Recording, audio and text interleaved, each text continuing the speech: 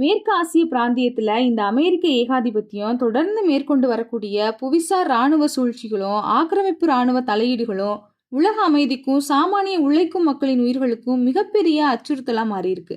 இதனுடைய கோர விளைவாதான் வளைகுடா பகுதியில ஹோர்முஸ் ஜலசந்தி அருகே பயணித்த எம்டி செட்டபில்லோ உள்ளிட்ட வணிக கப்பல்கள் மீது அமெரிக்கா நடத்திய காட்டுமிராண்டித்தனமான இந்த தாக்குதல். அந்த தாக்குதல்ல அப்பாவி இந்திய மாலுமிகள் 3 பேர் படுகொலை செய்யப்பட்டிருக்காங்க. தங்களோட வாழ்வாதாரத்துக்காக கடல்ல பணிபுரிந்த கப்பல் ஊழியர்களான ஆதித்யா சர்மா, சிவானந்த் சௌராசியா மற்றும் படனாலா சுரேஷ் ஆகிய 3 இந்திய உழைப்பாளிகளோட மரணம் ஒட்டுமொத்த தேசத்தையும் இன்னைக்கு உலுக்கி இருக்கு.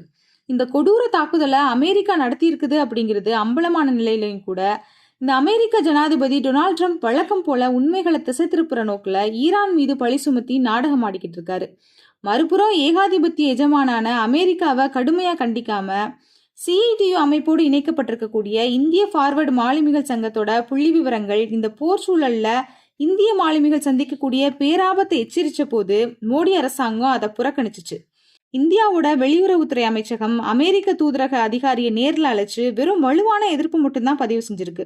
இந்த மரணங்களை ஏதோ தற்செயலா நடந்த பாதிப்புகள் அப்படின்னு மழுப்ப முயல்றது இந்திய குடிமக்களோட உயிருக்கு இந்த அரசாங்கம் தரக்கூடிய மதிப்பை அப்பட்டமா நமக்கு காட்டுது.